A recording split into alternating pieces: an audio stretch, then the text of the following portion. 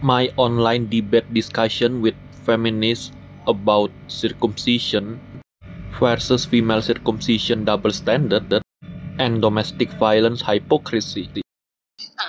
Boleh yang pertama, aku gak tahu nih ini nama aslinya siapa.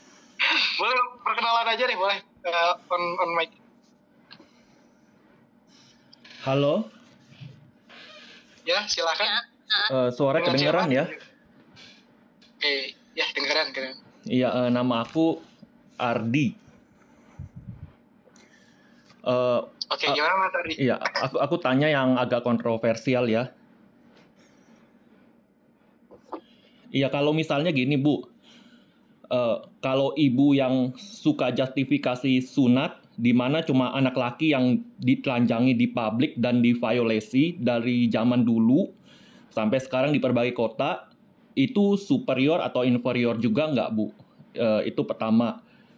Kedua, aku lihat kayak misalnya di media sosial tuh ada banyak juga cewek ya ataupun cowok yang canda suami yang dikebiri oleh istrinya karena selingkuh atau berusaha meminimalisir kekejian polwan yang KDRT bakar suami. Itu benci laki-laki juga bukan? Karena sebaliknya umumnya cowok bakal dukung perempuan kayak stop FGM atau stop KDRT.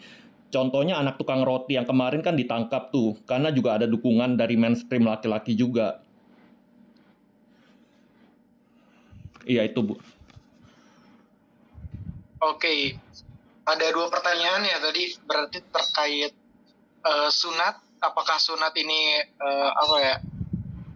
apa tadi Mas? Sorry.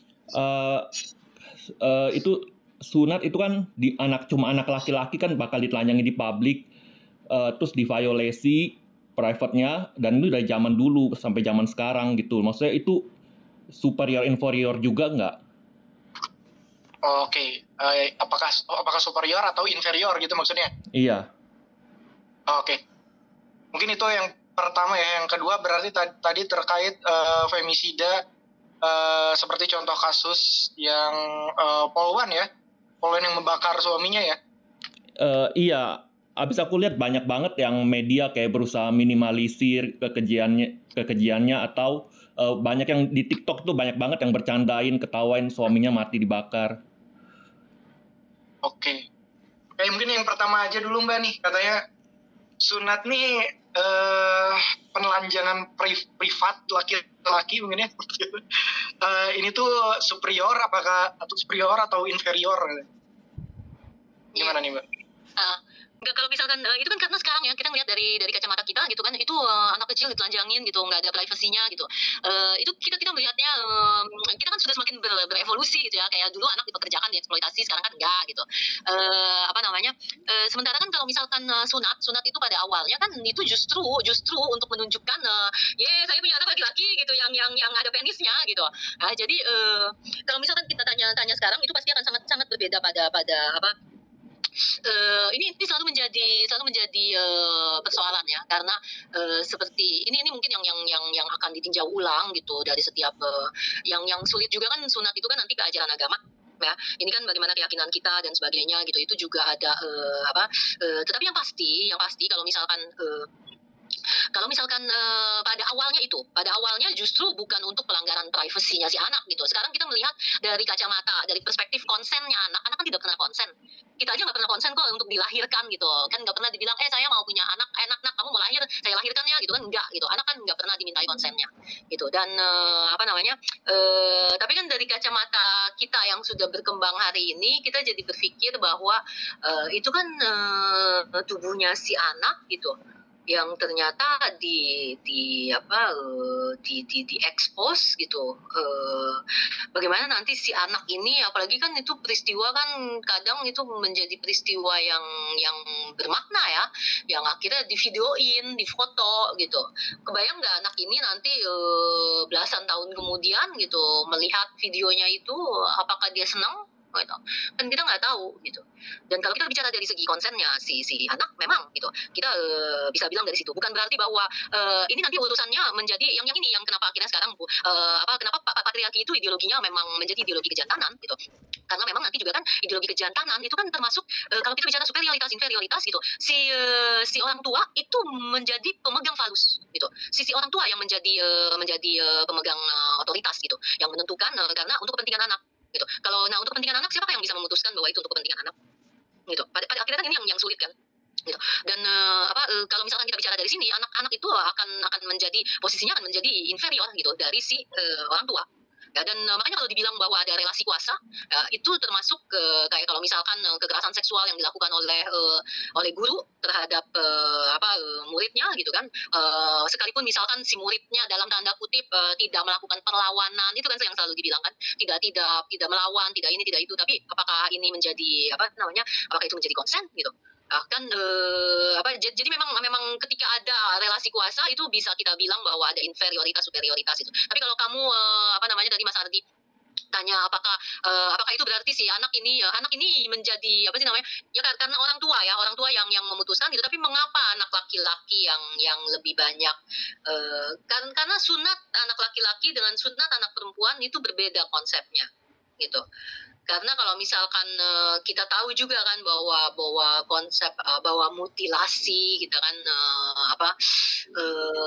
dipraktikkan gitu, itu sunat anak perempuan, apakah itu akan itu kan dilakukan sebagai pengontrolan seksualitas perempuan dari kecil gitu, bahwa berapa banyak anak perempuan yang trauma gitu, yang kalau nggak salah di buku Rahim itu aku jelaskan gitu, karena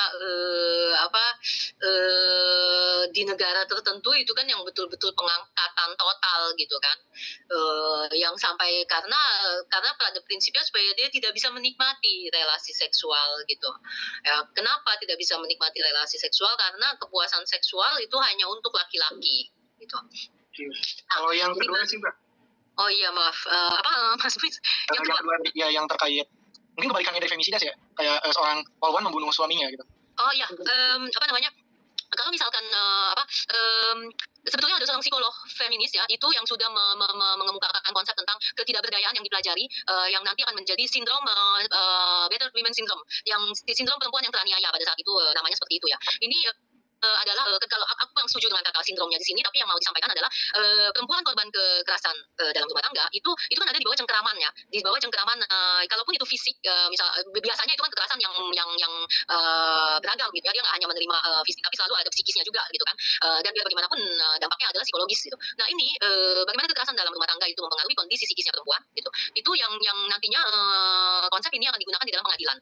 Kenapa? Karena secara psikis si perempuan itu akan menjadi dia tuh seperti tidak tahu, tidak punya kapasitas untuk melawan. Jadi kenapa dinamakan ketidakberdayaan yang dipelajari? Karena dia merasa tidak berdaya, merasa tidak mampu untuk keluar dari relasi itu gitu. Sekalipun dia pengen keluar, dia kayak ditahan gitu oleh sesuatu yang tidak bisa dijelaskan gitu, yang akhirnya sekarang kita kenal dengan siklus KDRT ya. Itu dampak dari siklus KDRT yang mencengkeram jiwa si perempuan gitu. Dan nantinya gitu bahwa si perempuan ini gitu pada kondisi tertentu dia akan seperti kehilangan ada saat-saat tertentu seperti mengalami amnesia gitu, kayak tidak ingat apa-apa, tidak sadar gitu, yang kayak mengalami kayak dia merasa tubuh itu bukan dia gitu ya, itu depersonalisasi sebetulnya ya, karena dampaknya memang secara psikis sangat berat gitu. Dan ini yang akan membuat korban KDRT pada rumah tertentu dia akan membunuh si suami gitu. Dan ini dijadikan sebagai terutama di Inggris itu pernah awalnya itu dipakai untuk membela perempuan korban kekerasan dalam rumah tangga yang melakukan pembunuhan terhadap suami gitu. Jadi ideologinya itu berbeda sebetulnya. Kalau ditanyakan ideologi kejantanan, patriarki itu adalah memberikan superioritas kepada si laki-laki ya, kepada si pemilik penis ini. Tetapi kita tidak bisa membalik gitu, karena seperti misalkan sekarang kalau kita bilang ya perempuan dituntut untuk seksi, dituntut untuk cantik gitu, dan di mana-mana dalam iklan ditayangkan gitu, lalu nanti ada yang menjawab itu kayak, atau misalkan ada Miss Universe, ada Miss France, ada inilah itu gitu,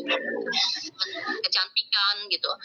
Nah lalu kita bilang sekarang juga ada Mr. Universe gitu, ada pemilihan laki-laki yang apa ganteng, berotot, pinter gitu. Bukan cuma perempuan tahu yang tubuhnya diopresi gitu, tapi juga laki-laki. Kita nggak bisa bilang begitu. Kenapa? Karena sejarah historisasi dari penindasannya tidak sama. Jadi bukan karena si istri membunuh suami yang adalah pelaku, lalu kita akan bilang bahwa berarti kalau ada feminicide itu juga adalah, dan feminicide saja kan sebetulnya ini campur aduk aku bahasanya. Kalau misalkan itu kan istilah yang digunakan untuk secara khusus, secara spesifik. Ini ada loh pembunuhan terhadap perempuan gitu, karena selama ini tidak dianggap gitu, seolah-olah dianggap itu tidak ada kekasannya di sana gitu. Padahal itu adalah pembunuhan yang memang dilakukan atas kebencian terhadap perempuan gitu. Tapi kalau pembunuhan seseorang istri korban KDRT selama bertahun-tahun gitu, dan dia akhirnya berakhir dengan membunuh suaminya, itu tidak bisa kita bilang sebagai pembunuhan kebencian terhadap laki-laki gitu. Yeah. Itu gitu maksudku, kita harus lihat di situ. Ya boleh aku tambah dikit lagi habis itu selesai. Oh gimana Mas Tari? Yang aku tahu tipe 1A, 1B, 2A FGM yang sering dipakai itu sama damage-nya dengan sunat laki-laki. Terus kedua, ini sunat. Iya ya, itu yang kedua, kalau misalnya ada suami sundutin rokok ke istri karena istrinya selingkuh, sama polwan yang bakar suami karena suaminya selingkuh. Jadi satu harus dipersepsikan boleh dibunuh karena sakitin hati istri gitu. Tapi sebaliknya gak ada tuh yang nanya, oh kamu KDRT istri kenapa? Tapi gantian istri KDRT suami harus tanya dulu apa dulu ada disakiti. Itu kan intinya jadi ibu yang mewajarkan ke KDRT ke suami jadi. Oke, aku pikir poinnya udah clear ya tadi. Boleh Mbak Ser, silahkan. Dan festival laki telanjang juga banyak sebelum Miss Universe kok. Aku ada banyak bukti. Nah itu kan gitu, kita pada akhirnya kita akan jadi karena memang harus dilihat dari historisasi sebetulnya, historisasi opresi penindasan, bagaimana ideologi ini gitu. Karena kalau misalkan kita tidak punya sejarah penindasan tubuh yang sama gitu, bahwa feminisme tidak membenarkan pembunuhan ya, dalam arti bahwa mau terhadap laki-laki terhadap perempuan gitu. Tapi yang harus kita lihat di sini misalkan. Ya, aku khawatir kalau misalkan kita disalahin gitu, itu nanti akan berbahaya menurutku ya, karena menurut saya gitu, kekerasan apapun itu tetap adalah kekerasan. Bahwa nanti dalam proses pemeriksaan itu pasti akan dilihat mengapanya, itu ada upaya penjelasannya gitu. Nah kembali kepada kayak misalkan sekarang kita bayangkan korbannya adalah laki-laki, karena ideologi kejantanan korbannya itu juga banyak yang laki-laki, tapi laki-laki yang tidak pernah bisa bicara karena malu, karena takut gitu. Laki-laki yang diperkosa oleh laki-laki gitu. Ini yang perlu kita angkat sebetulnya juga gitu. Karena ada laki-laki yang dipersepsikan lemah gitu. Termasuk di dalamnya adalah kelompok homoseksual gitu yang dipersepsikan lemah, yang dipersepsikan seperti perempuan, feminin, terutama kelompok homoseksual yang dalam tanda kutip dianggap seperti perempuan gitu. Ini kalau dia diperkosa gitu, ini bagaimana? Bagaimana dengan korban-korban? Bagaimana dengan laki-laki korban pemerkosaan? Bagaimana laki-laki dengan korban kekerasan gitu dari laki-laki, karena dia adalah termasuk laki-laki yang suzom, laki-laki yang dianggap tidak jantan. Itu banyak gitu. Jadi mungkin idenya bukan kalau misalkan karena kemarin itu misalkan ada laki-laki yang diperkosa oleh laki-laki, lalu laki-laki ini menggigit penis si laki-laki, menggigit penis pelakunya gitu, dan akhirnya pelakunya ditangkap. Karena pelakunya ini ke rumah sakit, jadi ditangkapnya sebetulnya tidak sengaja. Dia ditangkap ke rumah sakit pada saat yang sama di tempat lain si korban melaporkan bahwa dia diperkosa gitu. Tapi ini tidak banyak laki-laki korban pemerkosaan melaporkan gitu. Tapi sebetulnya laki-laki ini tadinya membela seorang perempuan yang mau diperkosa oleh laki-laki ini gitu. Jadi yang melaporkan awalnya itu adalah si perempuannya. Tapi dianya sendiri tadinya tidak mau melaporkan gitu, karena dia yang juga mau diperkosa itu si laki-laki ini. Nah, bagaimana kita menyikapi ini gitu. Feminisme saya kira itu harus juga melihat kasus-kasus macam ini untuk bisa membongkar kompleksitas dari ideologi kejantanan, karena kalau tidak memang akan beresiko membuat dikotomi perempuan dan laki-laki. Kenapa sih perempuan selalu jadi korban, laki-laki selalu dianggap sebagai pelaku gitu ya. Ini yang justru saya hindari gitu. Bukan saya hindari, karena memang tidak benar, tidak seperti itu menurut saya Itu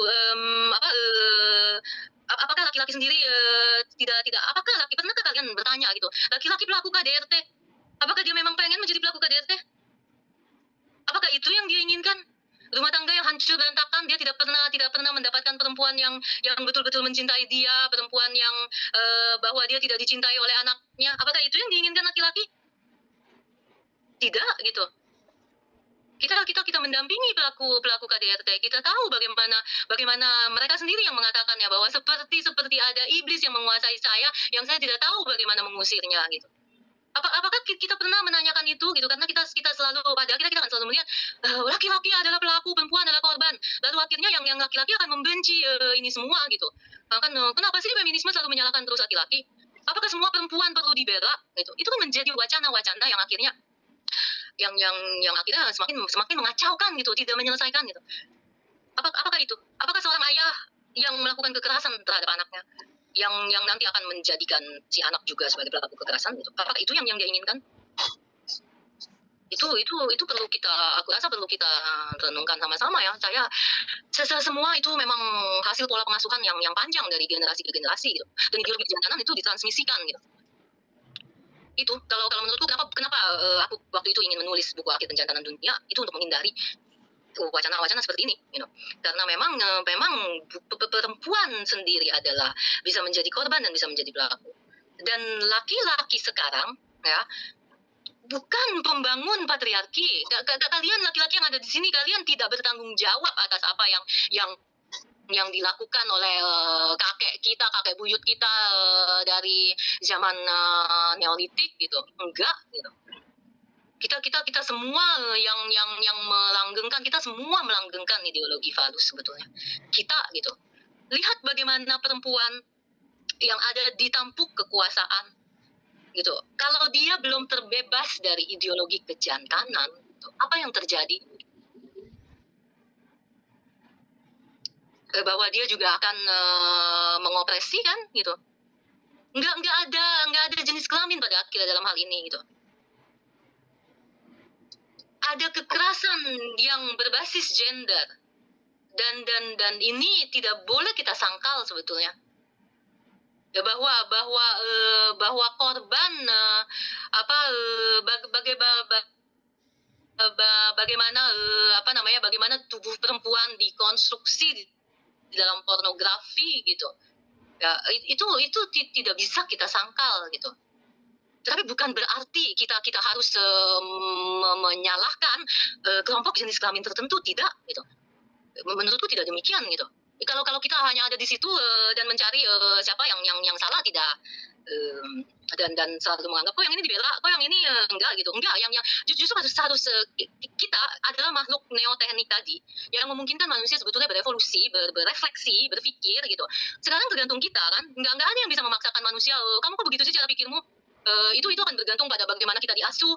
Karena patriarki selalu menjadi layar ya.